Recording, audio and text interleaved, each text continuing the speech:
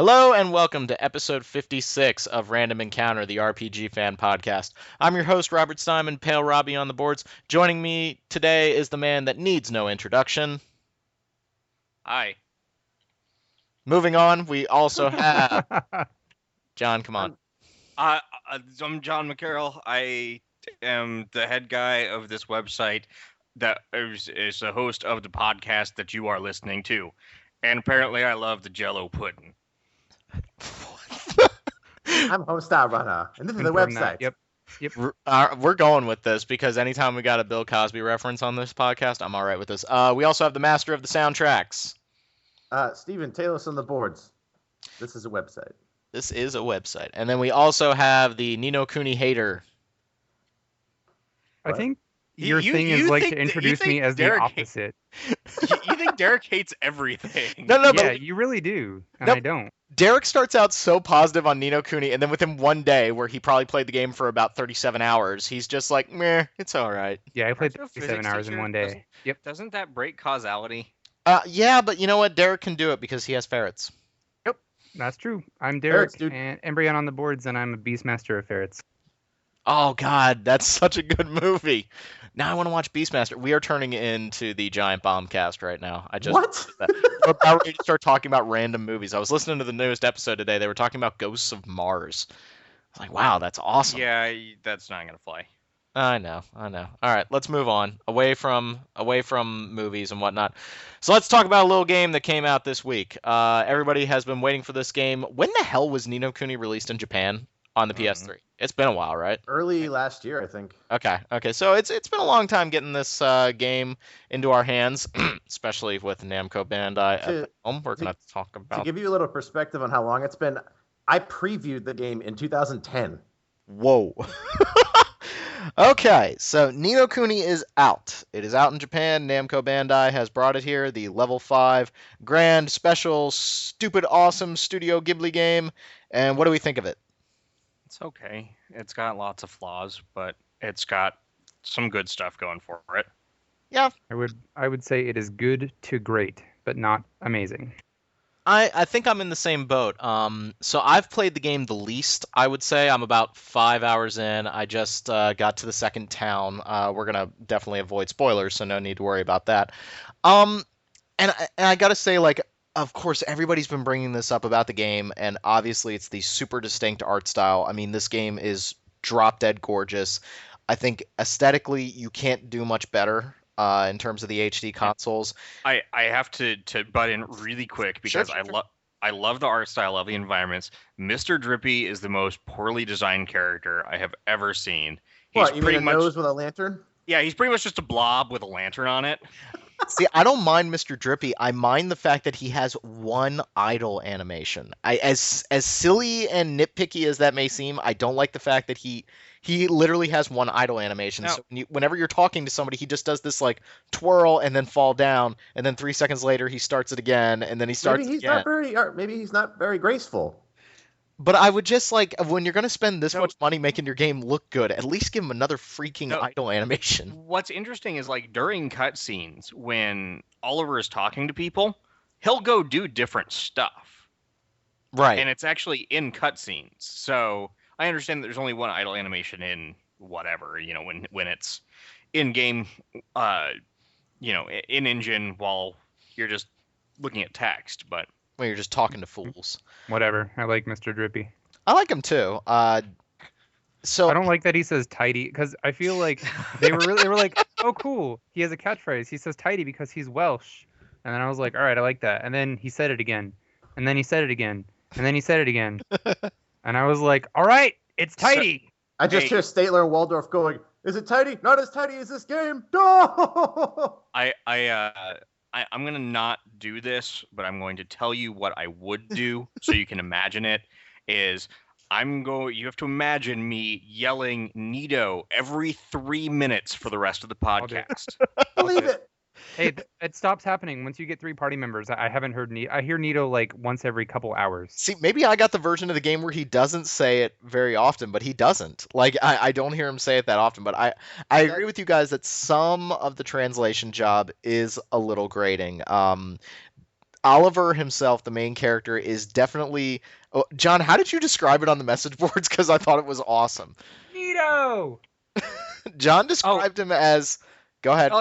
no, he's Ron Howard on the Andy Griffith Show. yeah, the Andy Griffith Show. He's like this 1950s character of what a boy child should be like. It's really difficult for me to empathize with him because he's not anything like I would imagine a real child.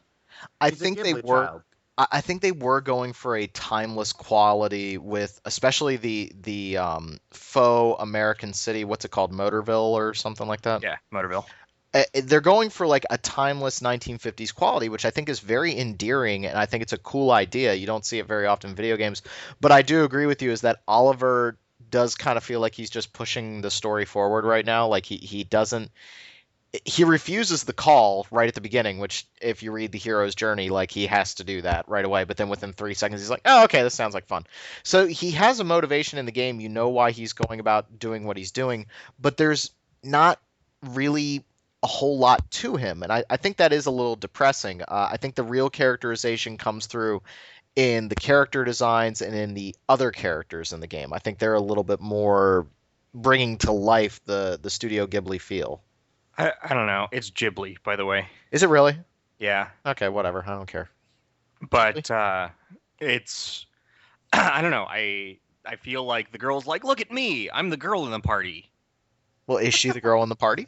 Yes, but Well, it's, she's She just is. she's I, just I telling. feel like the characters are over genericized. Like they're meant to be tropes, and they're tropes, but they're nothing more. Yeah, I would agree with that. And I like this game a lot. I really do. And I don't want to be I mean, I don't want to be too hard on it is what I was going to say, but I'm not going to mince my words or not say what I think about it. But I do feel like it tries really hard. Like I feel like they try to oversimplify to charm you, but it works in reverse. If that makes sense. Like look how, like this is a fantasy game. Look how fantasy it is and look at these character archetypes. And then there's never really anything else to it. I mean, I feel like each character has had a story arc because I'm near the end of the game, and nothing has really happened to make me care about these characters at all. Even Oliver, who's fine, they're all fine, but none of them are exciting in any way, and It I sounds haven't a- been It sounds a surprised. lot like, I mean, a lot of level 5 games. I mean, Dragon Quest notwithstanding, but like Rogue Galaxy, you have all these great setups with these, tropes and stuff, but then it never really goes anywhere. It's just, okay, yeah, Jaster is always just the roguish hero. The girl is just the girl. And I think that's a pretty common thing with level 5. I think that I agree with you guys that the characters are maybe boring is the wrong word, but I'm not falling in love with They're them just as typical. yeah. They're just there. There was something really special about Dragon Quest VIII's characters like those, like Yangus. I freaking loved him. Like I thought he was awesome. I loved that entire cast. I loved what they were all about. I was expecting to have the exact same interaction with this cast, and I'm not. But at the same time, I really, really do like the world. I love the monster designs in this game, like up and down. I find them to be hilarious. I'm one of those guys that giggles when somebody is called like what's the robot rabbit thing called? It's like a robot, but it's actually a rabbit. Like I'm that Oh, guy. so it has like pun names like They're Dragon like Quest. rabots, right? Yeah, rabots. Okay, okay. I love that stuff. That stuff I makes also me love the giggle. puns. It makes John me does not. giggle. I know. No. Well, John is your Meowjesty. That's him. That's how you should have introduced him. Oh, I missed a perfect opportunity. His Meowjesty of RPG fan, John Hey. Miguel Carroll. Hey, look, I've been playing VLR lately. Cat puns are all what's up. So I think the world is what I'm finding most interesting about Ni no Kuni, not so much the characters. To move away from that because that's all the aesthetic stuff. That's all the stuff that's really, really fun. But I think the thing that's really causing the most controversy with this game is it's either you like the battle system or you don't. And John and I, while we were waiting for everybody to jump online, I was saying to John, I think this game's problem with its battle system, and the reason why some people have been particularly harsh on it, is I think this game does a terrible job of telling you how to play it. Excuse me, little burp there. Hi. To the point where John was saying that he doesn't like to play a game where he ends up having to control a character and cycle through menus in order to perform actions. Kingdom Hearts, like, Yes. is I hate that. But as I am cutting Rob off as he's about to explain what I'm about to say, but Rob mentioned to me that apparently you can control the menus using L2 and R2 while you move, and I had no idea. The game never told that to me. Yep, that is in the manual for the game, and I also saw it on a Kotaku preview for Ni no Kuni, and that's part of it. Is like I've gotten to some of the early boss fights in the game, and I really like, if you don't have the rhythm down with this combat system where you're swapping characters in and out, and as soon as the stamina meter on your familiar starts to get low, you need to bring them out so that they can recover. You control Oliver because he can do a lot of damage very quickly with his spells, and you can get some distance between the enemies. You're constantly looking for green orb pickups to heal yourself or blue ones to recover your magic. There's a lot to this game's combat system, and I can't tell if it's needlessly complicated or if it's brilliant yet, but I think the game is doing a crap job of telling me how to play it. I think that the game is sufficiently complex. Like, while it's a game that has a very childish aesthetic, it does a really sufficient job at letting you min-max and really giving you depth to work with. It's not quite a tri-ace game, but it's got systems that function well. I think that I have to agree with Rob. The game does a really, really bad job of explaining how things work. But I feel like if you take one or two elements out, like if you were to take glims out, I wouldn't feel so bad about the battle system. Like, And see, I think the glims are necessary. Now, what exactly are the glims? Are those Those are the orbs that are randomly dropped in battle. If you do something well, like if you block at the right time, or if you counter an enemy at the right time, you'll get these orbs to either heal yourself, recover your magic, or you get the giant wow orbs that are like these gold things that make you perform a special action. I got one of those on a boss fight, and it was awesome. I was doing like 8 damage to the boss. I bust out this spell that does 145, and I was like, oh yeah. That's what strikes me as unbalanced. Not that the game's game's glim system is set up in such a way where I feel like a game should, with this many systems, you should be able to function correctly without one of them to kind of still make it work, especially in a game like Ni no Kuni where you're provided with so many things and you have to pay attention to the active positioning of your character. Like, I would have no problem with turn-based games. Like, complicated turn-based games, I love. You know, I could play Dynasty Tactics all day. But I run into an issue where you're requiring me to pay attention to so much stuff in real time that it's difficult to make worthwhile decisions. Let me ask you this, John. Did you like the battle system in The World Ends With You? No. Oh, I hated that. Say, because that's a similar situation where you have to basically be doing two things at once. And I mean, for me, I just basically mashed buttons on the top screen. But I think that was a complaint a lot of people had with that game too. Was that I got about 2/3 of the way through The World Ends With You, and I got up to like day 7 on the second week, and I ran into a battle that I just couldn't beat because I just couldn't pay attention to both things, and you had to. And that was when I just abandoned the game. I think I agree with John. Typically, I don't like battle systems where there's too much going on. I remember when I didn't understand how to play Dragon Age 1, I was getting my butt kicked at that game because I didn't really understand that I was supposed to pause and reassign things. But at least that battle system let me do it. Oh, that's right. You didn't play Baldur's Gate. So yeah. I was like, why wouldn't you know that? Yeah, exactly, because I didn't play Baldur's Gate. I think Ni no Kuni, I haven't gotten another party member yet. I'm about ready to get my second party member, and that's when I really think I'm either going to fall in love with this battle system or I'm not.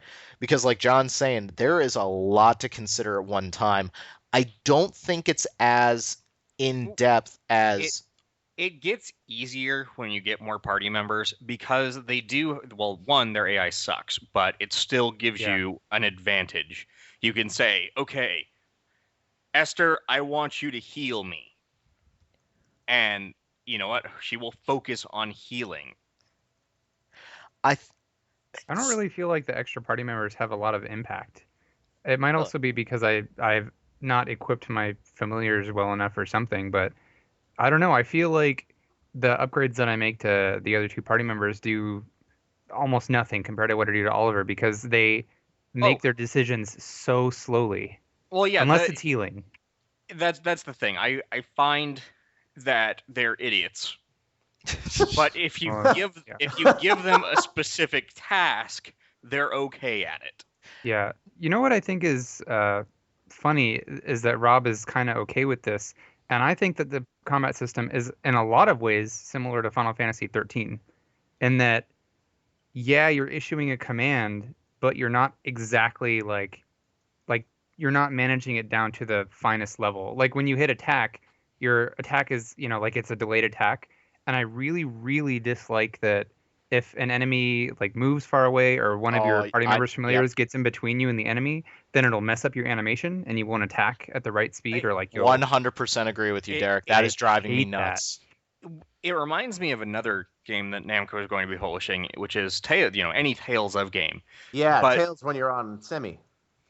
but at least Tales when you're on semi, it does sort of what you want to do. I feel like sometimes you'll tell Oliver to do something like a basic attack, and he'll just stand there. I'd be like, "Oh yeah, there's an enemy over there," and then 3 seconds later he'll go attack them. But it is kind of frustrating that enemies will kind of dodge you just because of basic movement that you have no control over. What I'm having trouble with is when I first throw my familiar out at the start of the battle, I tell him to attack somebody, and then the other enemy will move in front. And so now he can't attack the one that I told him to attack, so he's running up against him, like literally just pounding in front of him, Yeah, and he's that's getting exactly what I attacked. meant. Yeah, and Exactly. I definitely see where you're coming from in terms of this battle system being reminiscent of Final Fantasy 13. I think it's more interactive than 13. I think 13 is a more passive game. Not just because of the way that the battle system opens up to you, but there are moments when I'm playing Nino Kuni where I'm like, holy crap, need to block, and like I hit circle to break myself out of the attack animation, hit L2 over to defend, and then I hit defend, and I feel like I actually defended. I I feel like there's more of a tactile feel there. See, I actually have to disagree with you there because I ran into that a lot in Final Fantasy 13 and Final Fantasy 13 2, where it's like, oh, that enemy has started his massive attack animation. I need to turn everyone into sentinels right now. Yeah, yeah. I think maybe it was the grating, wow, I'm really not getting anything out of this battle system in 10 hours of gameplay. I think if Final Fantasy 13 had opened up a little bit quicker and it And, had a more interesting world, I think I would have been into it. I know everybody speaks so highly about that combat system, and you know but what? I think that even if you didn't beat 13, which I know that you didn't, nope. 13 2, despite its totally crazy ass story, does a much better job with the battle system and enhances it even more, and you get access to pretty much everything, within a couple hours. Mhm. Yeah, I mean, even the demo showed that. I mean, they made pretty big strides with that. Oh yeah. I think the other thing that I wanted to bring up is that John's talked before that he wasn't a big fan of Xenoblade, and I think as much as it's kind of interesting to play these two games because I think Xenoblade is more technically impressive, even though it is on the lesser console, air quote, lesser console there, because I really got spoiled by Xenoblade's, enemies roaming the environment, and you don't have to break into a battle animation or a battle arena in order to fight them. I love that about Xenoblade. Xenoblade has the same kind of combat system where all the gears are working, like John was saying with Nino Kuni. Like, and if one gear breaks, you're absolutely screwed. But the way Xenoblade handles that is that if you over level in that game, and it's extremely easy to over level, then you can just tank everything in the game, and you'll be like 2 to 3 levels over the boss. And you won't even have to worry about tactics because your characters are all so powerful they can handle it. See, And that's a negative for me too. Yeah, yeah. Meanwhile, at the end of Xenoblade, where I was trying to rush through the game, I was then under-leveled, and I quite literally couldn't do any damage to the enemies. So it's kind of like I think Xenoblade got away from that by completely unbalancing itself. Meanwhile, Ni no Kuni can be really freaking hard. And I still feel like I can get away from the battles. I feel like I can manage to fight through, but I think if they were just like one or two more levels above where they are now, I would be completely screwed and I would have given up on the game because like when you walk into a new area, the enemies go from being like, "Oh, they're cakewalks" to "Whoa." Well, I think it's kind of funny, and we talked about this a little bit before the show, was when you go into the desert before Almamud, is that the city? Alma Moon, I think. Alma Moon. Okay. You go into the desert before Alma Moon, and the game pretty much goes, hey, you should run away from battles because you're not going to be strong enough to beat these guys. And they are right. Yeah, no, they're right. If you go into battle, you get your butt kicked. But I feel like that's poor design. I would agree. I think Ni no Kuni to me is the JRPG, and I want to talk for a second about some of the response to this game, but I want to get my thesis out here. I think Such an academe. I have a thesis here. My students listen to this podcast on occasion. That's a shout out to my D period class right there. I think Ni no Kuni is the natural. Excuse me. Ni no Kuni is the traditional Japanese role playing game, warts and all. It has the big, huge world that is just ripe for exploration. It has a pretty intense combat system, but it also has some of the stuff that we don't like the wall of text at the start of every quest, regardless of what you're going to get from it, but you got to sit through this wall of text before you interact with a character. Now, I don't always think that's a bad thing, but when it's implemented badly, I don't like that. Like Paper Mario has really entertaining text. It's enjoyable to read that. Whereas in some games you get like my spoon analogy, you get the long story of the woman with her magical spoon collection and how she made great soup and bubble bubble bubble bubble bubble, and then finally, hey, can you find me a spoon? Yeah, this game does that a little bit, but what I find interesting is that a lot of people are attacking this game for that, and then I'm the one guy in the back who puts up my hand and goes, and Zelda gets away with this. Why? No, that was nope. I We don't give we Zelda a pass for that in Skyward Sword. we didn't let it pass for that, but I'm saying, I love Skyward Sword, but that was so aggravating yeah, I think after this listening to that. this I game, think it's actually gotten worse with every consecutive Zelda. I would agree. I think Ni no Kuni is. I'm probably gonna finish it. I think when I start to get the second and third party member, that's when I'll make my decision as to whether or not I am gonna finish it.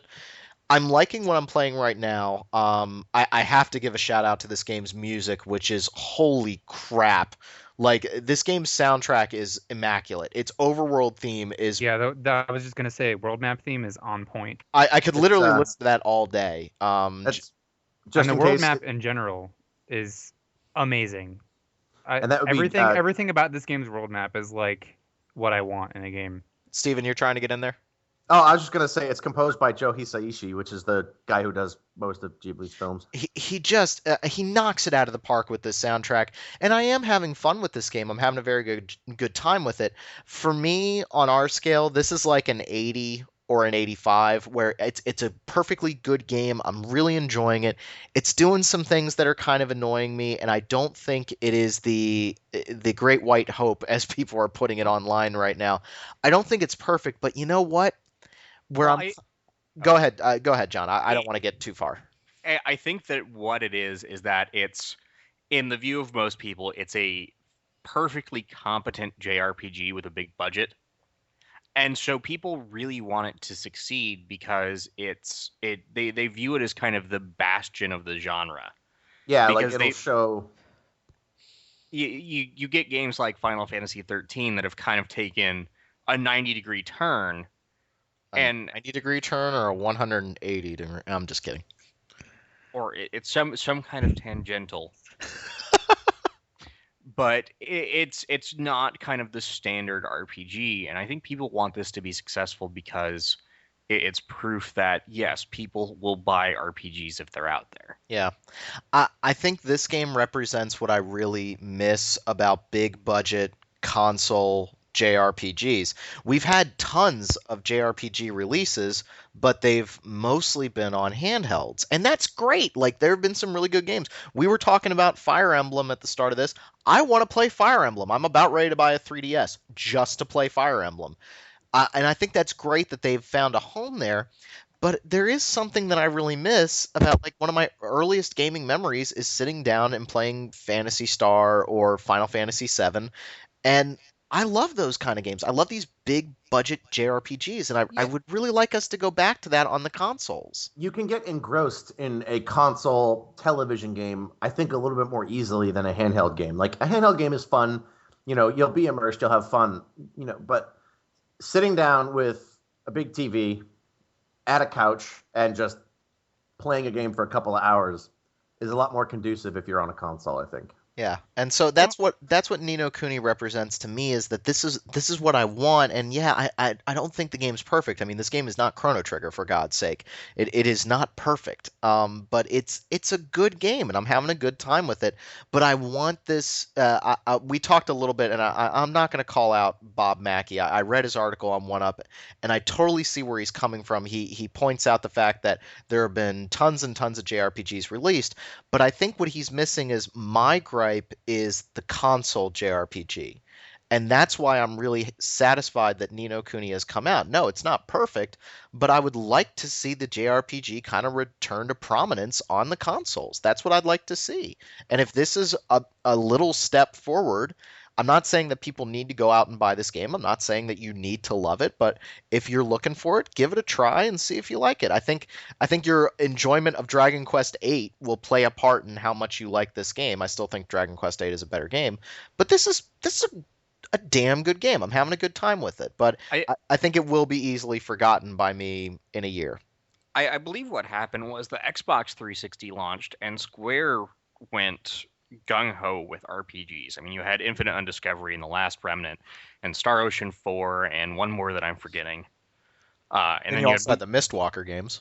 yeah, you had Blue Dragon and Lost Odyssey. And with the exception of Lost Odyssey, none of those games were particularly successful in North America sales wise. And even Lost Odyssey didn't do that great. And I feel like that's when Square, which, I'm looking at my PlayStation 2 games right now, and it's taking up, Square's games are literally, a quarter of what I've got over here. And them taking a step back kind of took out the biggest name in we're going to put huge budgets into our RPGs, and it pulled back. You even had the really bad strategy games for Xbox 360, like Operation Darkness and Spectral Force 3. Was that the one where Nazis were fighting werewolves? That was Operation Darkness, yeah. Okay, cool. And I just feel like that kind of crashed the market a little bit for these big budget games. And at least in regards to localization, you still see some in Japan, but it's mostly the stuff like Arts and Ellico and Hyperdimension Neptunia and the games from those kind of niche developers where, yeah, they're on the consoles, but it's not a large company putting a multi-million-dollar budget into this game. Oh, yeah. It's not a AAA game. Like, Neptunia, Yeah. people like it, but it's not designed to be. Yeah. Derek, you were trying to get in there a minute ago? No. Oh, okay. I thought you were. No, No, it's, I thought you it's were. a good game. I feel like we're probably coming off as really negative on this game, Yeah, I know that Rob and I mean, John likes it too, right? It's just I like it to a lesser extent that everyone else likes it. I can see where there's good in it, but I am frustrated with a lot of elements. But yeah, I do feel like we came off negative there because I think what's on our mind right now is the things that are wrong with the game. Mhm. And it's difficult to go, okay, this is what's right with the game when what's right with the game is a lot of really standard RPG elements. Like we talked about how we liked the environments a lot and the game is gorgeous, but the things that the game does competently and you look at that and you go, okay, yeah, I get that, is the stuff that we take for granted because it's in every RPG. Yeah, I would agree. And I'm having fun with this game, and I'm going to continue to tool around with it. I'm enjoying it. BioShock Infinite doesn't come out for another 54 days, so that means I have plenty of time to finish this game up. But I would say, give it a shot if you're looking for a nice big budget JRPG on the console. I think it's a lot of fun. So Neato. neato. Neo! Oh, Believe it. can I take a sidetrack here and talk about this commercial that I saw for a video game last night that made me want to hurl? Just real quick. If this is a You know Which what it's game? gonna be, Steven. So some songs go very, very well with video games. I could probably think of about 10 video games that "In the Air Tonight" by Phil Collins would go well with. Not can think Dead of zero. Space. Not Dead Space.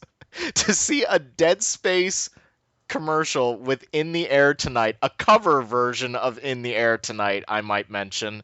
note to developers and marketers. What the hell? Just because you make a dark, scary sounding guy sing a song doesn't make the lyrics not ridiculous. You know what? Especially, we get it. There's monsters in Dead Space. It's in the air. We get it. Okay. Sorry, I'm gonna rant. Thank you, EA, for ruining my favorite. All right, that's not my favorite, but it was awesome. You look But at we're the off topic. I know, but the original Dead Space trailer, just real quick, the original Dead Space trailer with the Twinkle Twinkle Little Star, that was scary. That was well done. Hearing some dude sing "In the Air Tonight" poorly, and of course, they have to put the drum beat into it, the do do do do do do do do do do do. Jackie has to turn it off whenever it comes on TV because my blood pressure literally builds up. Yeah. And let's not forget, hey, look, the guy who's not Isaac has red because he's co-op, so you know who your teammate. I actually thought that the use of Smashing Pumpkins on the Dead Space 2 commercial was actually okay. That was all right, but that was still getting like, all right, you guys are getting close. Anywho, Why are we talking about this? I don't know. You know It what just game? You know what game because- has a great commercial? Is the online Super commercials Smash I've been Brothers seeing for for Nintendo Fire 60. Emblem. Ooh, are we allowed to talk about Fire Emblem right now? Or are we gonna wait? Well, I was just gonna say it has an awesome we can commercial. none of us have played it yet. I Nobody who's Play it. I played the demo. you played the demo, but the game is not. When we're recording this, the game is not out for another 5 days. I want it. So I guess Steven and I have to throw down on Path of Exile then. Yeah, If you you have fun with want, that. if you want to talk about more clicky games, That's the point. Is I don't think I want to anymore. I'm so clicked out. I'm all out of clicks. I think Rob just doesn't like Path of Exile because he doesn't want to admit that another game did something better than Diablo 3. I really hope you're kidding, dude, because as hard as I've been on Diablo 3, I hope you realize that I want a really good game. I think so. Path of Exile, we actually had one of the developers from Path of Exile on an earlier show, and I really like it. Like the idea of what they're doing here. They're trying to make a really dark, gritty, isometric They succeeded. what? I said they succeeded. They're trying to make this really dark, gritty, isometric action RPG in the realm of Diablo 2. A lot of people are heralding this as the Diablo 3 that you want. It features probably the most massive passive skill tree I've ever seen in my life. It takes the sphere grid and opens it the hell up and says have fun. And then it features. You can tell that these guys are Final Fantasy fans because then it also features little pieces of stone that you put in your weapons and armor that give you abilities. And there are linked slots where you can put support gems in. All of that stuff is great. I love the idea of having this massive skill tree and having huge player interaction and being able to develop whatever character you want. But God, I just don't give a crap about this world, and I think the game's art style is terrible. I hate to say it. I think it's awful. I gotta fight you on that. You've only done like the first 2 areas. Like I you've got done to the black you've done the cave, beach, the other beach, and the cave. and it's just brown, boring. Let's look at Diablo 2. You have the forest, the other forest, and the cave. And I argued with you about this before, though, because at least in Diablo 2, you have some interesting enemies to fight at the start of the game. I agree with you. It's a little boring at the start of Diablo 2 in terms of structure. Well, but- truth be told, I didn't think it was boring there either. No, but I think that my problem with Path of Exile is like at the beginning of the game, you're just fighting dudes in rags and giant ticks, and you're basically walking around as a character with a bucket on your head and Well, like a garbage pail hanging from your chest. You're in exile. I just don't and like yes, it. the first two areas you just fight dudes, even though you just fight zombies in the And first area. giant ticks. Don't forget the giant ticks. Yes. Well, then you get to the third area and you're fighting like Cthulhu. And the monster design gets very creative, and I think you're doing yourself a disservice by not getting further into it and playing it co-op with me, because nobody, well, yeah. But anyway, the first couple areas, it's brown, and I wasn't terribly thrilled with it. But then you get to like a ship graveyard, and they have these really cool like firefly things floating around. That's not generic at all. A ship graveyard, nah. Like Diablo 3 isn't generic. Yeah, Come dude, on. let's be honest. Diablo 3's story is worse than this game's, and the art design in Diablo 3 is fantastic, but it's also generic. I think my so like the art design thing I can agree is a totally subjective thing, and to me this is like Dark Souls if you just pulled the camera up isometric. I'm sure this game would look amazing if it was like going for a deeply immersive feel. I feel like it would be really oppressive and dark. There's almost like a Silent Hill quality to the game that I think I could really get into, but when you make it isometric, it's like, well, your art design just went out the window. Like, I don't care that you spent all this time making this dude in rags because it looks like crap from far away. I don't necessarily think that having isometric angles hurts things. I mean, we're not going to go into great detail about Aka Neiro. I'm going to say that slowly every time because otherwise I won't mispronounce it. Which has a very distinct art style Absolutely. and does what it does there very well.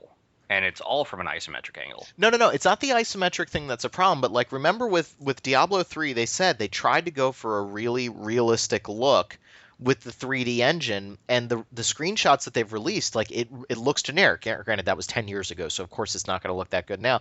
But they said it was really hard to distinguish what was going on, and it didn't look very appealing. And so they went with the slightly more Blizzard, cartoony, stylized look, and I think that looks really, really good with the isometric angle. It's very easy to pick things out.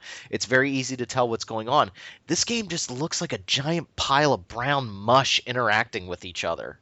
Well, I feel like any game, if you try to go hyper realistic, it becomes a lot of browns and greens because that's kind of what we look like. That's what life looks like. Yeah. Life is brown.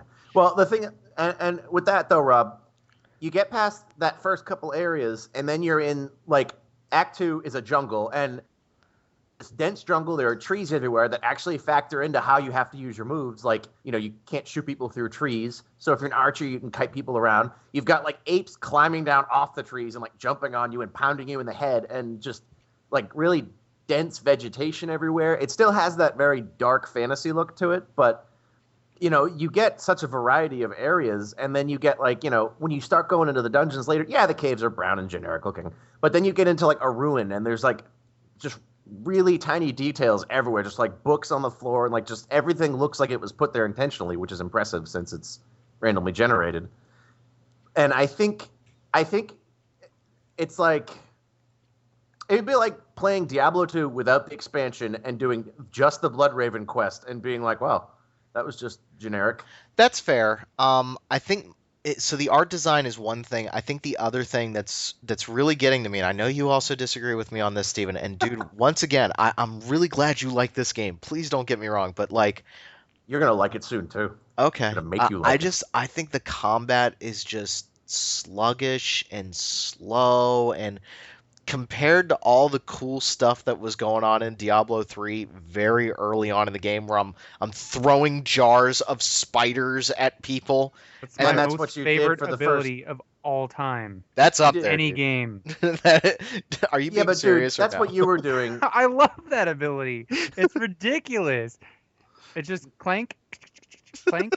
I hate spiders, but yeah, that was cool. I was a wizard. You know what I was doing for the first 10 levels? I was shooting magic missiles. I haven't done that before, ever. And yes, the wizard was awesome. I love that class. And Diablo 3 has a very strong design in its skills because everybody's going to get the same skills at the exact same level every time. And that's why that game broke at the end.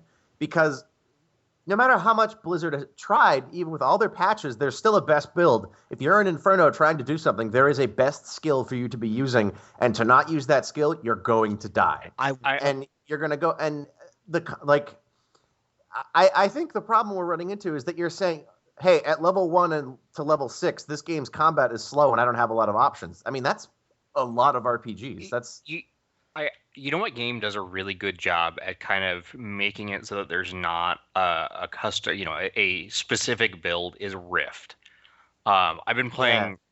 playing, Rift more because I'm trying to get into Steam or Storm Legion content to do some coverage on it. And that game's skill trees are set up in such a way where if you want to make like a tank cleric, you can.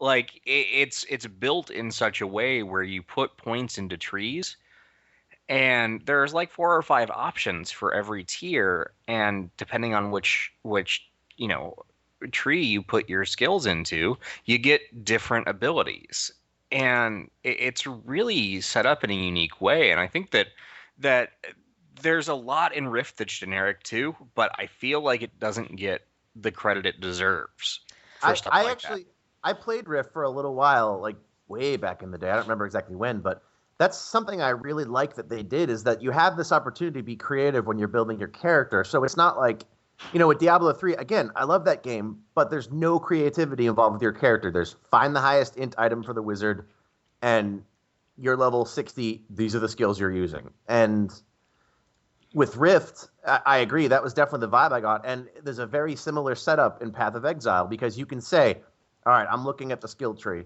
There are passives to make me cast really fast. There are passives that make me attack really fast. I can make a mage with a ton of health and then get skills where I can run around and beat people with, magical melee weapons. So you can look at, you have this opportunity to be creative and come up with a build that sounds cool to you as opposed to just being told you're a wizard, that's what you do. Mm-hmm.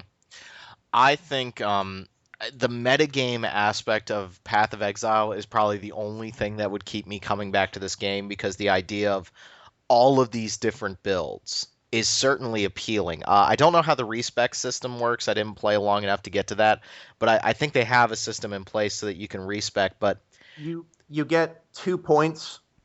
I believe you get 6 points per difficulty, and every point lets you take 1 skill out. So you can't totally rebuild your character, but say you're going for lightning and you picked up an ability off to the left that you didn't need, you can get rid of that. okay, I just don't find the combat to be appealing. And I get your argument, Stephen, that it's going to get better. And you're right. A lot of games they limit your options at the start. Well, here's a But good example, and the one can that I I pulled up. finish, dude? Okay. I know you love this game. I know, but like I don't think you're hearing me. I think you're dude, I love you, don't get me wrong, but I think you're dismissing me a little bit here. I Go on. I just feel like when I'm hitting something in this game with a skill, something is lacking. It doesn't feel like it's connecting. It doesn't feel visceral. It feels very, very passive in the way that Diablo 2 felt, even more extreme than Diablo 2. And I think that the smackability, for lack of a better word, is something that they really worked on with Diablo 3, and they made isometric action combat, RPG combat, feel visceral. And I just wish this game had that feeling. I wish it had that tactile feeling. I quite literally feel like I'm clicking things when I play this game, whereas in Diablo 3, I felt like I was unleashing an unholy army of the night with spiders and hands clawing people and freaking Molotov cocktails coming at things. There was something very visceral about that, and I feel like this game doesn't have it. And it's like John says, why would I click on something? I hear my mouse clicks in this game, and I readily feel the mouse clicks. It just doesn't feel like I'm doing anything literally more than clicking. I don't know how else to describe it. It doesn't feel like I have a connection with this game. It just feels like it's like a browser game. I hate to say that. It just ugh. I agree with you on the Diablo 3 aspect that game feels fantastic, but I also think this game feels that way. Like, I just played a browser game. Trust me, it doesn't feel like a browser game. I know exactly what quality of clickiness you're talking about. I just don't agree that Path of Exile has that quality. Maybe I haven't found the right And character class. Maybe I just haven't found my thing yet. I mean, it's possible you may not like it, but I think, again, I'm sorry, Dave. I think Torchlight 2 has that really, really, like, you hit stuff and it's like, oh wow, look at that, my little blue ball hit that guy, cool. So I mean, I know what you're saying. I don't necessarily think Path of Exile has that. I think there are games, but Well, everyone likes clicking things in different ways. I prefer clicking things by mashing one.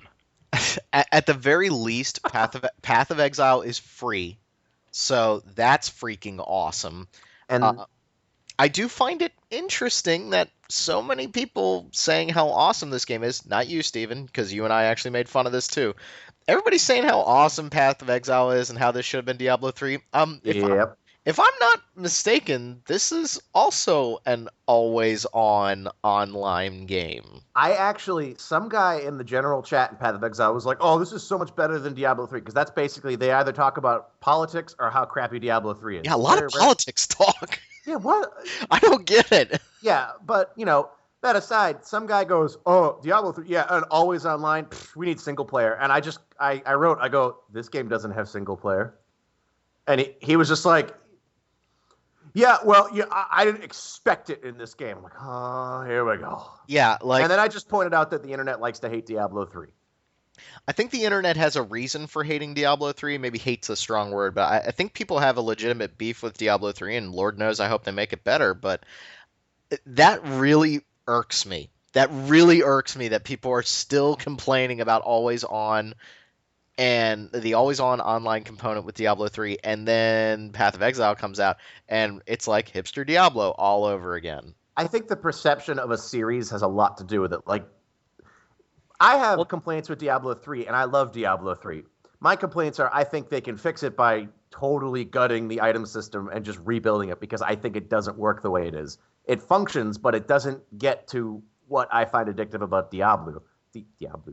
Diablo? I blew myself. Let's try not to talk anymore about Diablo 3, or else people are gonna come after us. So I'm not trying to cut you off, Steven. Finish up your point, and then I don't want to talk about Diablo 3 until the expansion comes out. But then I think there are people who are just like, oh, I hate Blizzard because Blizzard is big and rich, and pandas are terrible, and WoW is crap now, and everything Blizzard makes is crap, and StarCraft was disappointing. And I think there are just people who want to hate it because it's Blizzard and they work with Activision now.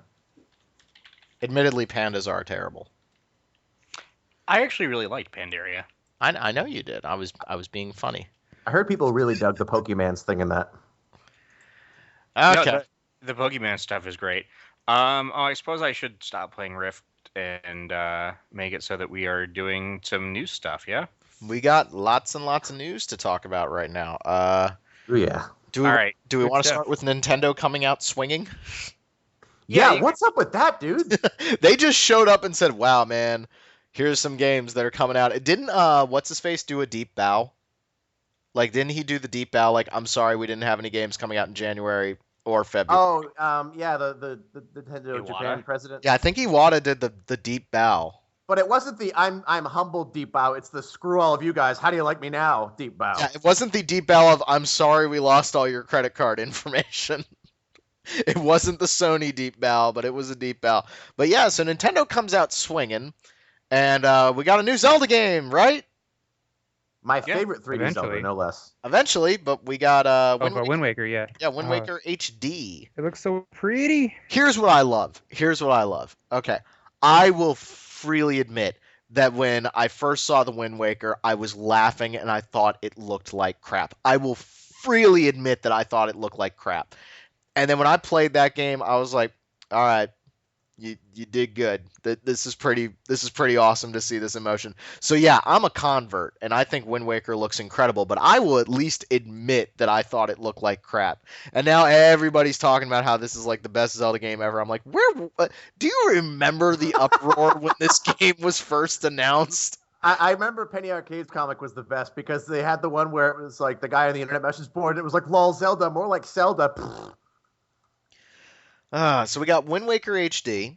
They talked about this was the big news story I wanted to talk about was they are apparently going back to the drawing board, whatever that means, with Zelda.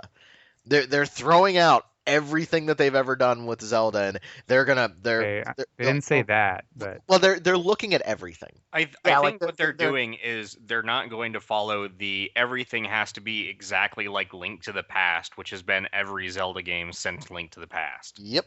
Yeah, like one of the examples they gave was, well, having to complete dungeons in a set order. And that sounds really cool because then you run into like a Mega Man style thing where, oh, it's the best order to complete these dungeons in. Well, but you'll probably, I think it's more, I hate to say this, but I think it's more that you'll be able to go into Dungeon 3 before you do Dungeon 2, but you might not be able to get very far in Dungeon 3. Because you haven't beat Hookshot Man yet. Yeah, I think it's Hookshot.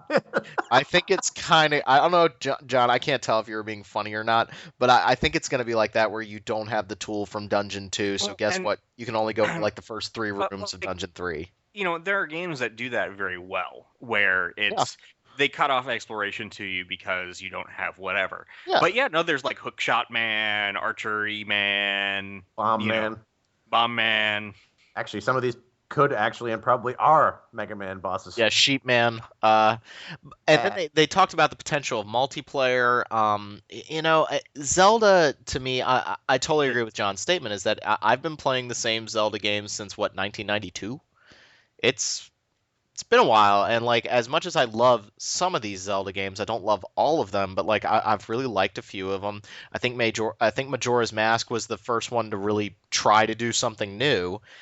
And I would like to see Zelda become more a series of not not like scariness, not horror, but I want it to feel like I remember holding the controller in my hand playing the original Zelda and being really nervous and like not knowing if I was going to be able to beat that skeleton like in this room just full of like whatever the random enemies in Zelda were called. And now Alpha. Zelda's become so like easy and the combat's not really any element to the game anymore.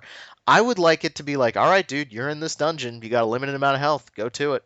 So I got to go back a little bit because you just said multiplayer for Zelda, and it was like, yeah, multiplayer. You know what? The GameCube Four Swords, Was fun as when hell. when you played it with Game Boys, it was awesome. Yeah. Yeah, it was. And now we'll just all have Wii U gamepads, except what they can only use 2 of them on the. Too, yeah. Well, but you Still get cool. I think the Wii U stuff is much better for asymmetric gameplay. Like Yeah. if Namco doesn't port Pac-Man Versus to the Wii U as a downloadable title, Oh, that I'm game gonna- is so good. I'm gonna drive to Japan and punch them. I've been No. I don't think you understand. I'm not going to fly to Japan. I'm going to drive to Japan. the I've been really getting into asymmetric gameplay myself. One of my colleagues at school, we picked up the card game Netrunner, and we've been playing that so much. I think you're right. I think the Wii U, you could do some really, really cool stuff in terms of asymmetric gameplay. One person on the Wii U pad, one person using the controller on the screen. Pac-Man Versus is a perfect example. These are the kind of things that need to distinguish the Wii U from the other consoles. I think it's all coming. I think unfortunately it's going to be like with the 3DS and the DS. It's going to take some time to get there. Which I have to totally give a shout out to Fantasy Flight. Their living card games are awesome. I haven't been able to play yet, but I got the Netrunner, like the core box or whatever, and It's so good. mostly based on John's recommendation and the fact that the art on the cover is awesome. Dude, it is so good. Like that, I'm on a real sci-fi kick now ever since that Cyberpunk trailer. And yes, a big shout out to and it's cheap as hell too. You can get it for like $25 off of various gaming shops. It Great. pretty much. And they have several of them. There's like a Cthulhu one. There's a Lord of the Rings one. There's a Star Wars one that just came out. Pretty much, if you like playing collectible card games, Magic the Gathering, Yu-Gi-Oh, any of those kinds of games, and you're tired of spending crap loads of money, grab these because they have set. Like you have, like the base set has like, I don't know, 250 cards, something like that. Maybe less. Yeah, it's something like that, and you can And then- get the boosters afterward. Yeah, but when you buy a booster, it's not like buying a Magic booster where you buy it and there's 160 cards in the set and you get 15. You get 60 cards in every booster, and it's the same cards in every booster, but it's essentially you get 3 sets of 20 cards, and you use those to build your deck. Yeah, it is a really awesome card game. I think this is one of those things that I'd like to see somebody like there's various card games on video game versions of card games like the Magic the Gathering games. This is a perfect candidate and I really really enjoy it. And to get back on task with the asymmetric gameplay, I think there's nothing wrong with that. And it kind of gets to what we've been talking on the boards a little bit about balance. And it's like by trying to make everything balanced, you stop making things special. Yeah, I'm gonna write an editorial on that. I've been messing around with it, but really, like that unpredictability and just that whole aspect of chaos is what makes it fun. I mean, not everything works well that way. Like you don't want a fighting game to be unbalanced, but Well, I mean, I look at some of my favorite games in regards to looking back and thinking, you know what, I really had fun playing those, and I get a lot of Tri-Ace games in my head. I get, Valkyrie Profile 2 and Star Ocean 2, and even though the story was awful, Star Ocean 4, and these are all games that had totally breakable systems because let's be honest here, if you're playing a Tri-Ace game, nothing is going to be balanced. I, And I, I was going to agree with you. I just remember Star Ocean 2 getting the one sword after the arena and just breaking the game in half. That's why a lot of people have the groundswell that's kind of been picking up in recent years for Final Fantasy VIII. You know, the much hated Final Fantasy for so long, and now people are kind of looking at it with a more positive light. And the main reason I'm reading why people love it is because it is so breakable. They're like, if you sit down and plan out your characters, you can have Squall just super powered like 5 hours into the game. Like he's a god. It's like, oh, you're outside Balam? That's funny. You have 255 strength. You know what? I there's really only one reason to like that game, and it's Triple Triad. I'm just saying. Oh, well, you actually like Triple Triad, or are you being facetious? No, Triple Triad is awesome. Okay, it's a fun card game. I hate it. I hate it when the game cheats, but the game just hardcore cheats where they're like making up rules and stuff. I hate that crap. But anywho, so more Nintendo stuff. Go play Netrunner. Go get Netrunner. I need someone to play it with. Dude, when I'm at E3 next year, I am playing with you. So you just gotta wait a year. More Nintendo stuff. There is a new Xenoblade looking thing. Holy crap!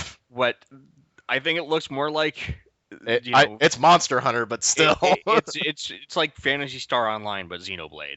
Whoa! Like, but that game made a damn statement. Like, whoa! Even if it's not a single player Xenoblade sequel, or like a Xenoblade sequel where other people can take control of the teammates, I would still play a game set up like Xenoblade that's designed to be like Phantasy Star Online. I think that would be awesome. So you would play an MMO? No. Phantasy Star Online is clickins just without a mouse. I really, really liked Xenoblade. I said in my review that I really did wish it was on HD consoles. To see just these big, open, lush fields, to see characters running around it. Xenoblade, to me, has spoiled me so much. I said it in the Ni no Kuni part. I don't want to go into a random battle anymore after playing Xenoblade. I'm like, I want the battle to take place right there. I want to grab Rob and smack him because the things he's like, oh man, I love these things. I like being able to explore in a living world, is like every MMO ever. And I tried to play Guild Wars, and eventually I got bored of the combat. Just like I got very far in Xenoblade, and I actually wanted to say this in the Ni no Kuni portion, but I was afraid that Derek was going to cut me. I think Xenoblade shows you everything in the first few hours, and you'll really, really enjoy it. But then eventually it starts to like, wow, you don't really have anything new to show me. No. I think that's where that game suffers a little bit. Meanwhile, Ni no Kuni spends a little too much time not showing you stuff, but then you get excited when something new opens up. That was just the thing. Like Xenoblade hit me over the head with like every freaking mechanic that the game works with, and then it doesn't really have anything new to show you after that. It's kind of like, yeah, here's everything. Lord of the Rings Online had an awesome world to explore. Progression in that, at least. Yeah, like there is the like learning new skills, skill trees, new characters, and I did feel like the skill trees were still a little bit like, okay, now it takes a minute and 1 second and 1.3 seconds to cool down instead of 1.4, but still, I did love the game. Anywho, the new. We don't need to talk about Xenoblade. Whatever that thing was. But the new one looks awesome. Yeah, and then when he got into the mech, I was just like, done. I'm in. And when he got into the gear, I was like, please let me these be customizable. Please let me name mine Alpha Weltall, and yeah, that's pretty much all I need. yeah, and I don't care if you crucify a furry. I don't care. I want this game. I want it now. Take my money, please. Whoa. I do think, and see, I say all that, and then I'm going to complain about the internet reaction with, oh my god, but it got me excited. It got me excited to see, like, this reminded me of like those old school clips that used to filter out of E3 before we had like the huge amount of coverage, and like we'd be sitting at home and we'd see like a 30-second trailer and we're like, what the hell was that?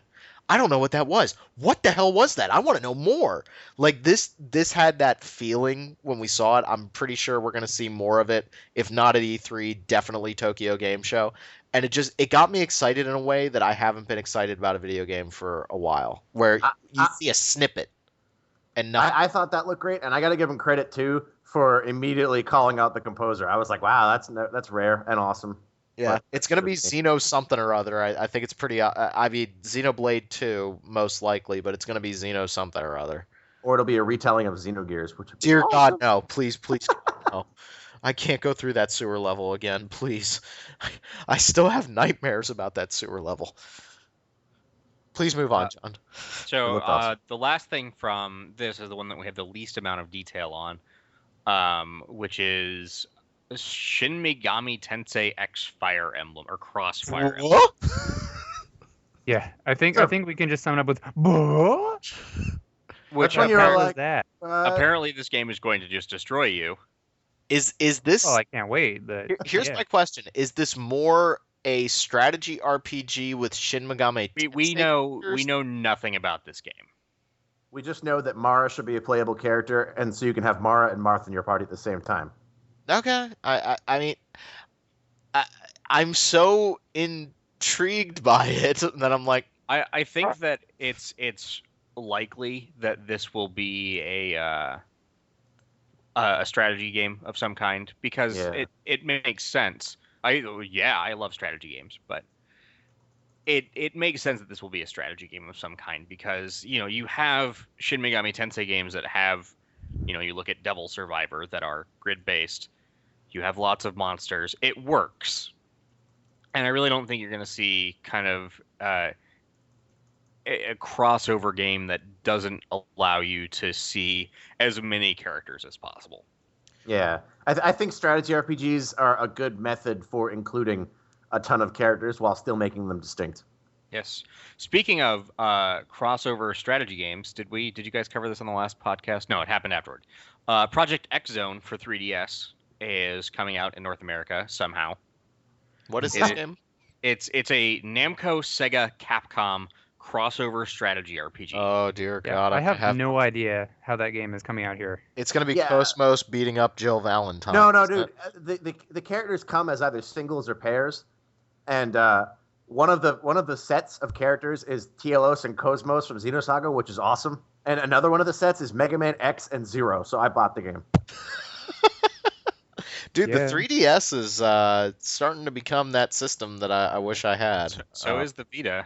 Yeah. I don't know about as the of today, the Vita is looking pretty good too, man. Well, why would you say? Oh, because of the X-Seed stuff we're going to talk about, or There's a ton of stuff been we're going announced for it. to talk about all of them. There's like 5 new video games coming out, so we'll talk about all of them. ooh, 5. And Uh, what is that? Double the library of the Vita? Vita's actually got a lot of good stuff The on hell? it. Oh, I, Rob. dude, Yeah, seriously, man. I'm not okay. I am kind of bagging on it, but I want games for that system because I think it's a very impressive piece of technology. I want the games. Yeah, they're coming. There, Okay. and there are a bunch that are out. Like Yeah, I feel like people really discount the Vita's library because I own like I don't know 25 Vita games. Really, yeah, and like most of them are good really. or awesome. You like Uncharted Touch? It's It was an not Uncharted bad. game. Yeah, it wasn't bad. All right. But so Project X Zone, it's essentially a spiritual sequel to Namco X Cap, or I keep saying X, Namco Cross Capcom. This cross thing needs to stop. Well, that's what's interesting is you take a PlayStation controller. What's the bottom button on a PlayStation controller? Cross? Yeah, we call it X in North America, but it's called Cross in Europe and Japan. Yeah. Really? Yeah. Yeah. I never knew that. You learn something new every day. Yeah, go figure The it. more you know. So, essentially what it is a strategy RPG, except when you initiate combat, it turns into like a little brawler. So like Tales or a fighting game or whatever, and you beat the crap out of the other people. Cool. Um, let's go. Skyrim DLC is coming out for the PlayStation 3 finally. Hooray! Really soon. So they just announced that they were in approval process for all of those. So Dawnguard, Hearthfire, and Dragonborn will all be out soon. What's interesting though So- is aren't they coming up backwards? Yeah, Like, they're isn't coming out in like a Dragon- weird order. I think Dragonborn's coming first, and then Hearthfire, and then Dawnguard. Dawnguard. Yeah. What's the general feeling on these Skyrim DLCs? I think Dragonborn got a little bit more praise, but Hearthfire was like meh. Well, Hearthfire is also the cheapest. Hearthfire is like, okay, you can have an orphanage, and here's more stuff for your house. I gotta say, I'm a little. I started playing New Vegas again, actually, and getting that game to run is still a pain in the butt. It's doing some weird stuff with You my know what? graphics card that I I want to have- talk to you about. I have to stop because, like, I don't know what it is, but whatever video card Rob has is awful. Because nothing runs on that video card, Rob. You know what? I've had no problem running anything on my ATI card ever. But I think like, it's. I think it's. every third game is like Rob's like, this doesn't run. It's got some graphical glitches. Yeah, I hate Baldur's this Gate game. worked on this 20-year-old. Okay, the Baldur's Gate thing is serious. All right, it still doesn't work. My buddy has an ATI card that works fine. I think it's the problem was that I had to upgrade. I had to upgrade the beta drive to the beta driver because Hitman Absolution was running like crap, and so it fixed Hitman Absolution and then it broke Baldur's Gate. So it was Yeah, just like, whatever. Your video card sucks. Oh, whatever. Quiet you. Well, when that 8000 series comes out, I'm gonna go for that. What the hell was I even talking about? You You were knocked talking it. about Fallout New Vegas and how Oh. it didn't run right. No. It's Great, just John. no. It's doing this weird thing where it's like it feels like for every step forward, it's like taking a slight step back. It's this really weird graphical thing that I don't know. It's something I'd have to show you. But anywho, I'm kind of disappointed that Bethesda still doesn't seem to quite get DLC. Like they still don't get it, and I'm kind of miffed at them about it. Fallout Like, New Vegas's DLC was Honest Hearts was not great, and Dead Money sucked, but Old World Blues was like the perfect DLC. That's what I'm saying. That Is had that the they toaster, got right? one right and they screwed up the other two. With Fallout 3, they got one right in Point Lookout, and damn, did they ever get it right? And then the others were like, meh. So it's like they do the one good one, and then there's like, meh. I'm not sure what you were expecting. Like Dead Money was awful. I can't defend Dead Money at all. Honest Hearts was just really easy, and I didn't play Lonesome Road, though I heard good things about it. But you can only just like coming upon the Republic of Dave, like Old World Blues was it. Like that was the quest that was great, and you can't have everything be the most fantastic thing in the world. No, but I think what we want is I think most fans would agree that we want new areas to explore. Well, every single there was no oh God, what was the Broken Steel? There was no Broken Steel for Right, Fallout New Yeah, Vegas. they just fixed the ending. Yeah, well, Broken Steel had extra stuff, but it didn't add anything. Whereas playing.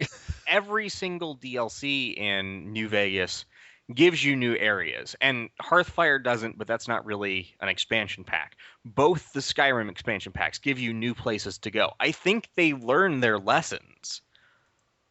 I think that just not every piece of DLC is, oh my God, this is amazing. Okay, so they got an A team and a B team, and I just want to see the A team doing more of the work. I have the A-Team theme song in my head now. Da, da, da, da, da, da, ba, da, da, da, da. So let's Da, go da, on da, da. to developers that we like. Okay. Gas-powered games. I don't know if anyone who's listening to this podcast keeps track of their stuff.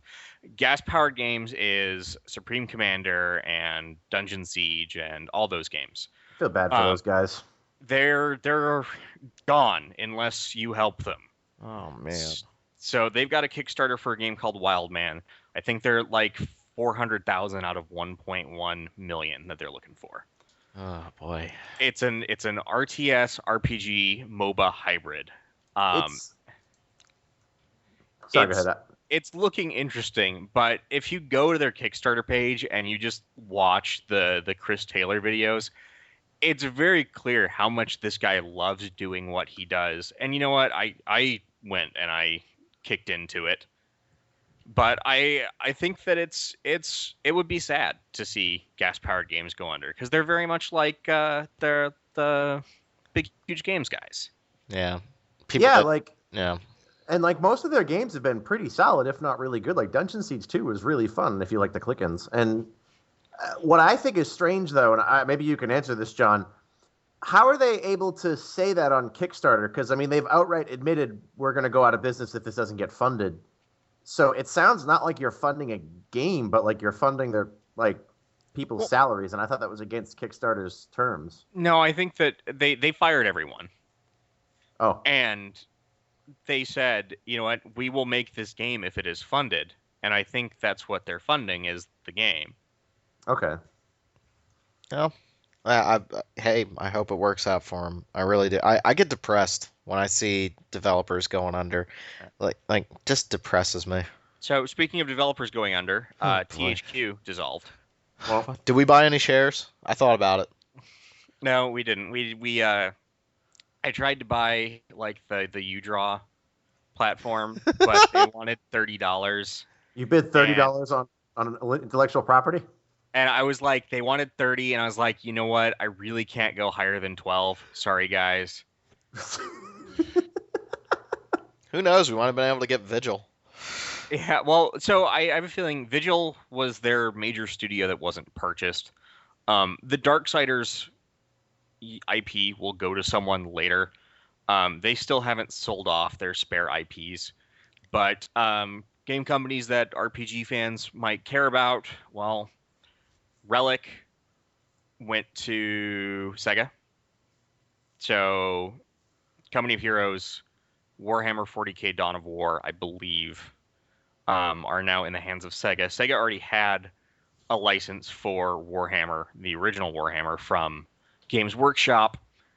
So we're talking like the fantasy version of Warhammer. So now they have both versions, right? I believe so, yes. Okay. Hey, I want to see Relic make another Space Marine because Space Marine, like, it wasn't great. It was really good. Like that's a good foundation. Like that to me could be the jump from Uncharted 1 to Uncharted 2. Where like Uncharted 1 had really good ideas. I want to see a Space Marine too. So please be working on that. Please look forward to it. The only true RPG in their lineup was South Park: The Stick of Truth, which Ubisoft purchased for $3.2 million. Holy crap! I'm glad. I'm glad that they were able to sell that to somebody because that game needed to get made, man. I still don't. We've been snake bit by some South Park games. I'm hoping. Well, how many of those South Park games were developed by Obsidian? Yeah, Obsidian with actual funding because. Yeah, that's the other part of the equation, guys. Is the Obsidian having enough time to finish this damn game? You know what? I look at Dungeon Siege 3, which was done by Obsidian and gas powered.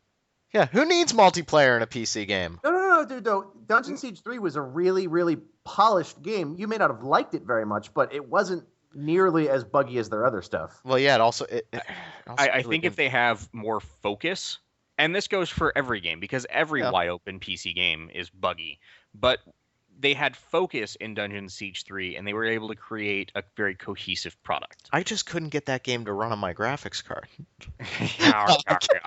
I'm kidding. But... All right. Let's go over the pond. Let's talk about some Japanese stuff. Other way across the pond. Yeah, other way across the pond. I don't care about Europe.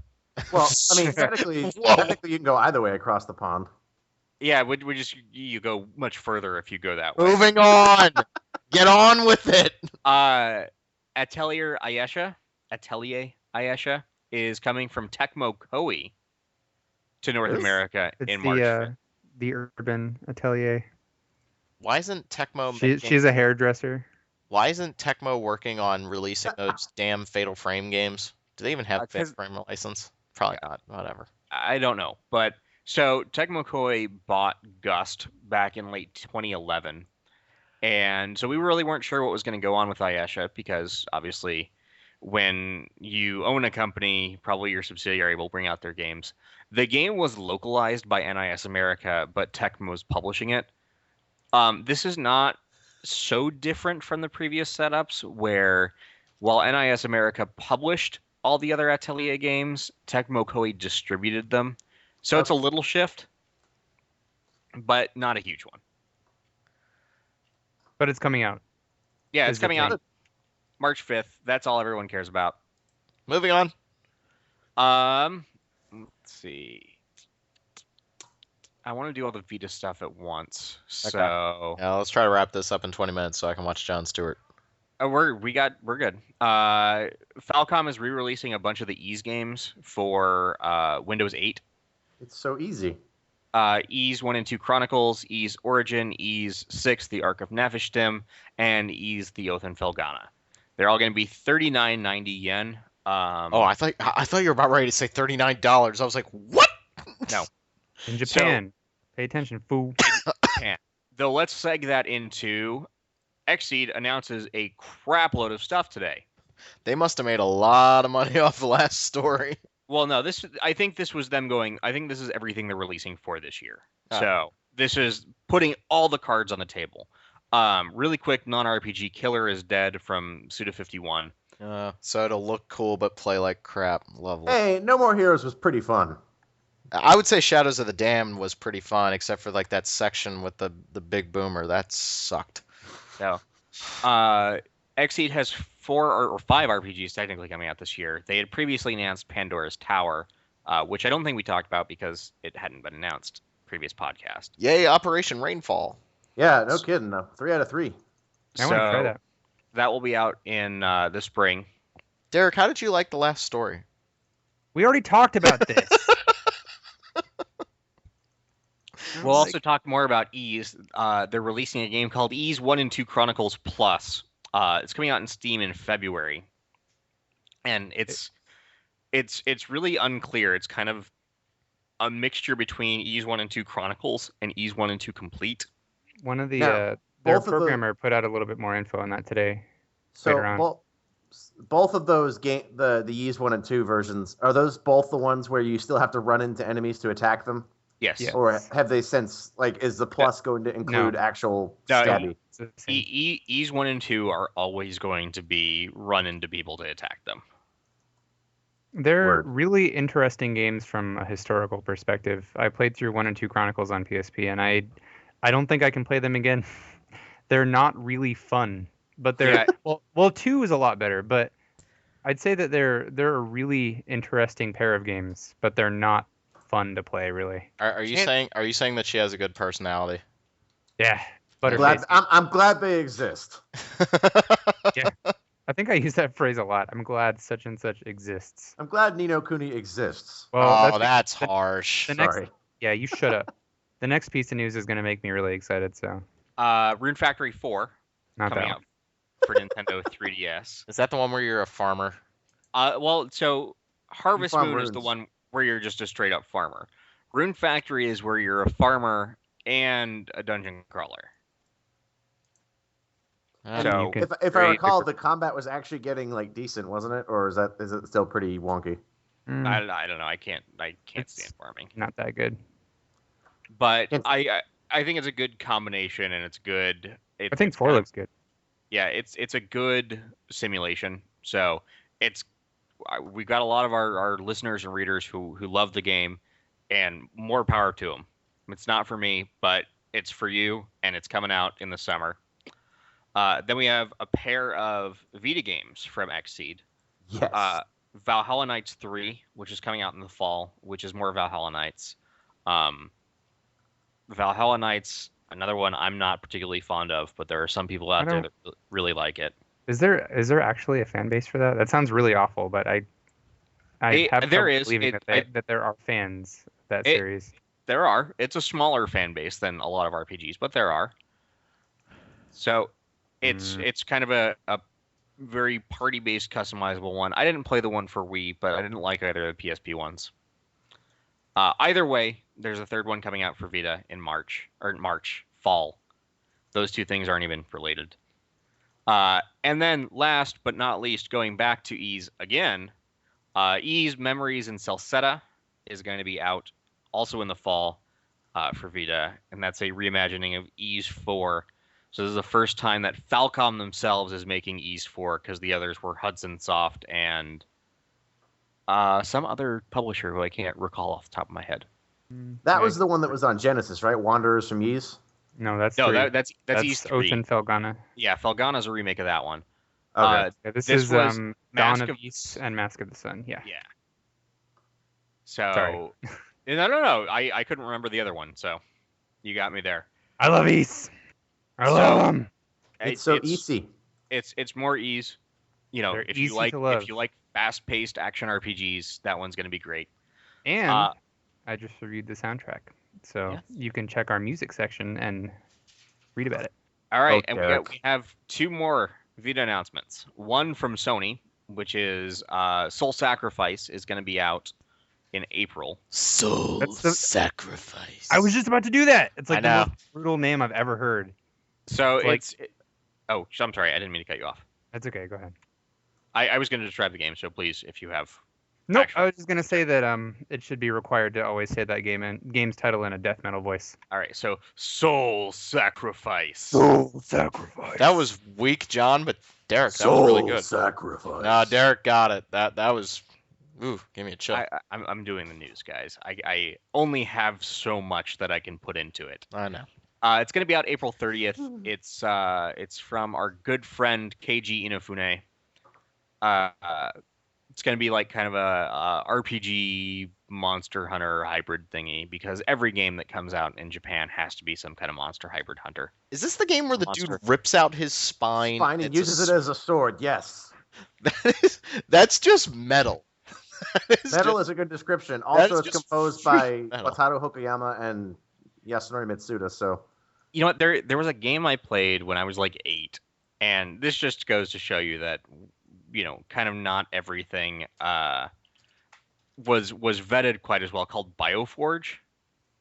I remember that. Is an Origin game. You know, I couldn't have been 8 because it came out in 95, so I had to have been at least 11. But there's this blue guy at the very beginning of the game, and his arm has been cut off by like a laser fence, and you can pick up his arm and beat him with it. So this is not the first time that you're able to use someone's own body parts to defeat them. Just saying. You don't want to know. Yeah, what you we're could do it in talking Dead about, Space. chat. I'm sorry. Definitely not soul sacrifice. Derek and I are having fun in the chat room. Anywho, souls. So if, Oh, I you, messed up. I broke my own rule. if you pre-order Soul Sacrifice, sacrifice. you get some costumes. As well, if you pre-order the game, you get access to the Japanese language pack for free. So Which if is you really cool. yeah, if you want to play the game with Japanese voices, pre-order it and you'll get it for free. Otherwise, you'll have to pay for it. It'll probably be like $5 or whoever knows later on. So if you want to play Soul Sacrifice, that's what There you you go. should do. I'd give it about a 7. Good job. I can't talk now, but luckily I'm on my last story. Not related to Hopefully, the it's last not story. the last story. Ugh. Muramasa Rebirth, also coming to the PlayStation Vita, courtesy of Axis, which means that hopefully it will have a much better localization than it had under God. Ignition. I'm sure Mhm. it will. I'm sure it will. That was It one of the can biggest only problems go with the up. game. Well, they're fixing the two things that were really wrong with Muramasa, which was A, crappy localization, and B, jump being mapped to a button. Yeah, before if you play the original Muramasa, you had to jump by tapping up. Now it's Oh. The worst thing ever. It's like when you go to somebody else's house and play Smash Brothers and they haven't configured the controllers and you're pressing up on the stick and it makes you jump and you can't win. I use that to jump occasionally. You know. shut up. No, you don't. Derek, I will. Shut your- Derek, I will destroy you at melee. oh, Alright, so it'll just be we're not Be a doing this now. bloodbath. So I want to say, I think it's. You were saying earlier, John, that Xseed's putting all the cards on the table. I think that's a calculated business strategy because the Vita had kind of a sparse lineup coming up, and that console needs to sell more before people are going to commit to developing for it. So by showing, hey, we've got games that are definitely coming out on Vita, I think it's going to encourage more people to start doing that. And then once more, people are like, oh, games are actually coming out for the Vita, they're going to go and actually buy it. Yeah, Go ahead, John. Oh, I hope so. There's lots of stuff for the Vita that I really like. Like Rob was just saying that there are no games. I'm looking around for my Vita so I can look at all of my games because I buy them digitally. Yeah, I have tons of games on Vita that are all good to great. I think my problem is that I just don't see, like, you just announced a bunch of games for Vita. The only one that I'm really interested in is Derek. You're interested in Derek? Oh, wow. I thought Derek. you were getting married. Yeah, That's Derek. flattering. For God's sake, Derek. What? Do the thing. Oh. Soul sacrifice. That's awesome. Now you're just sick. But That that's just sound like you're dying. that's the only game that I'm really interested in, and so like I really think Sony is dropping the ball. Like Sony needs to start announcing some freaking games for this thing to kind of. If you're not interested in ease, you just kind of have, no soul. Well, hi, Falsetto I'm looks Rob. really good. Have you played any East games, Rob? No, I've actually never played an East game. You know what? Okay, start by Ease- playing Oath and Ease would Felgon. be right up Rob's alley because you know what, Rob? Ease is all about super tight controls and you being able to do what you need to do to beat the crap out of some monsters. All right. And you know what? I'm happy to say Go this. ahead. Do it. Ease is Dark Souls before Dark Souls. I knew it! I No. knew he was going to say it. I like Ease, but Steven? Treading on Ease thin is ice. not like Dark Souls. I'm talking about in the sense that I would say that it's a lot easier. Ease is Wow. unforgiving, and it's very exact in its controls, and it's set up in such a way where you can read enemies, and I see that there's a lot of similarities between those two games. I'm not going to say I'm using hyperbole here that no, I Ease think is you made Dark your point Souls. though. Well, Like, buy me a few that East I games agree on with. Steam, and I'll play them. All right. Okay, well, next time they go on Steam sale for like $5, I'm going to buy you at least one of them. All right. Fine. But I guess I'm deciding which one I want, either a 3DS or a Vita, and I think. In terms of technology, I really want the Vita. I think that is an impressive little piece of hardware, but the 3DS is starting to get more and more games that I really want to play. And I think that's starting to pull away. Of course, when they announce Persona 5 for the Vita, I'll be doubly screwed. So, Oh, did you guys talk about Soul Hackers coming out in April I think last we did. podcast? No. Okay. But, yeah, that's coming I up. thought we Oh did. no. You know what? We talked about that a little bit 2 podcasts ago because I remember I did that one. Okay. So is that it for news? That is it. That's most of the major news. So Okay. Are we gonna see? We're recording this on Thursday night, and like right before we jumped on here, of course, Sony released their February 20th trailer. So are we gonna see the Orbis? Do you guys remember that Game of the Year podcast when I was all like, "Hey, they're going to announce PS4 this year"? Well, okay, yeah. Well, wonderful prediction there, sweetheart. Okay, are we actually gonna get it this year? I think so. yeah, you know what? We were talking a little bit before the podcast. Rob was not sure. You know what? It comes to a point where, yeah, games get delayed, stuff happens there, but usually when it comes to hardware, at the point that you're teasing it, it's done. You know what it's going to be. It's just a matter of getting it produced and getting the dev units into developers' hands.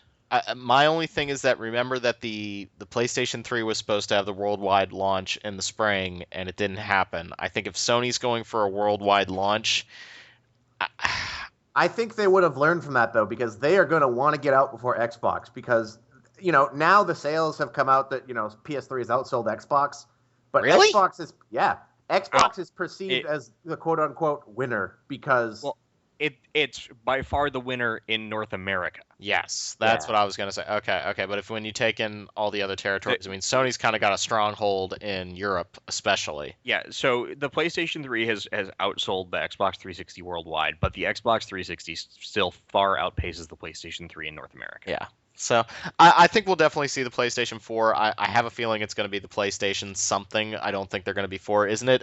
In Japan, 4 is an unlucky number, if I'm not Well, mistaken. yeah, because it's the same. Depending, it's she or yon, and she is deaf. Okay. I don't think. It's obviously not the same Nope. kanji. No, I don't think it'll be the PlayStation 4. I think they'll try to distance a little bit from that. It's gonna be PlayStation with Retina display. PlayStation 3S.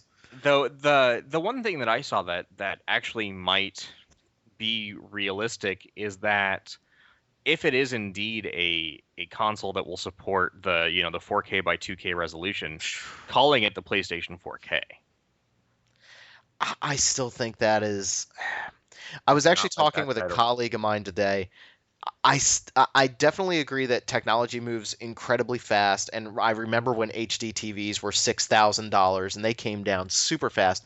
But I think we're kind of hitting a barrier right now with how quickly you can download information, and unless the bandwidth in this country starts to come around a little bit and get with the rest of the world, Google Fiber. I I don't think you're going to be able to output those kind of resolutions. We still, the standard for Well, HD televisions is still 720p. we're not talking about streaming, Rob. This is Right. not like the you can send a 4K picture over HDMI, like, Right. but yeah, you're not going to have streaming 4K. And you know what? You look at when the PlayStation 3 first launched and the Xbox 360 first launched. The original Xbox 360 didn't even have an HDMI port. Yeah. Yeah. I just think 4K. I think there's some logistical issues to get over, but I agree with you guys. For just content, although even then, you're getting to the fact where some movies on double layer Blu-ray discs, it's not enough. So where do we go? We got to create a new proprietary type of seat. Well, they've already basically created high capacity Blu-rays that are playable by modern players. So I mean, I don't feel like that's going to be an issue for them. Okay, as long as I told you guys, I just bought my Alien Anthology, and I love that thing on Blu-ray, and I'm just like, I don't want to do another upgrade in the next 5 years. I'm gonna be very annoyed if all of a sudden it's like Blu-ray 2. No, I have a feeling Blu-ray like or Blu-ray is going to be the format for now. Yeah, You know, it's for a while. when the original PlayStation launched, DVD kind of hadn't taken hold yet, but it was out there. Yeah, my first DVD was The Mummy. That was my first DVD that I watched on my PlayStation 2. fun movie. It was pretty enjoyable. But I think that we're going to see Blu-ray as the format from now, and I think that probably even whatever the next Xbox is will use Blu-ray as a media. Ha ha ha ha ha! Sony guts inside of a Microsoft system. Nah, it has Well, I Sony mean, guts. Blu-ray was designed by like Toshiba too, and like It has Sony no, guts. that was HD DVD. Sony But guts. Sony guts. No, it's going to use HD DVD because that's it's a totally living format. my parents actually own an HD DVD movie, and I was like, "What even is this?" Is it Transformers? No, it's Letters from Iwo Jima. It's going to run on DivX. I can't take that seriously ever since Penny Arcade made that a character. Are we just about ready to wrap this up, boys? We're done. We're just shooting it now. All right. Well, thank you everybody for listening to our podcast. As always, make sure to send us email. We got a lot of email requests for some more retrospective shows, going back and looking at some retro games. Still have my copies of Shadow Hearts. I think I don't even believe you. I'm so done hearing about this. I have them. I swear. Nope. I want to see a think- picture. I actually just Sure. bought Dark Cloud 2 as well. I think that we have Fire Emblem in February, but other than that, there's a pretty big lull. So That might be a good time to. yeah, Yeah, I kind of agree There's- with you. There's like Etrian Odyssey and Atelier Well, Aisha. that don't know the what- entire month of February, like Etrian Odyssey comes out at the very end of the month. Yeah, and Fire Emblem at the beginning. So that's 4 weeks. Yeah, but I'll probably be playing Nino Kuni for all of those 4 weeks. Maybe. Well, we can always do a retrospective about games that we have played because Rob's never going to play Shadow Hearts and we all know it. Yep, it's true. No, you know what's gonna happen? He's gonna play. He's like, "Look, I appreciate where they were going with it. I like I'm it. actually into it. but- When I started it, I really was into it. I was like, Oh, you need this is fun. like that's gonna be one of those cases where I explode if you have like negative things to say about it. Like, I'm literally just gonna be like, All right, all right, all right. So I will play that. So yeah, we're definitely watching those podcast emails. We're thinking about new stuff to do. We got lots and lots of games to talk about. Please give us reviews on iTunes. We love to read those. And thanks again for listening, everybody.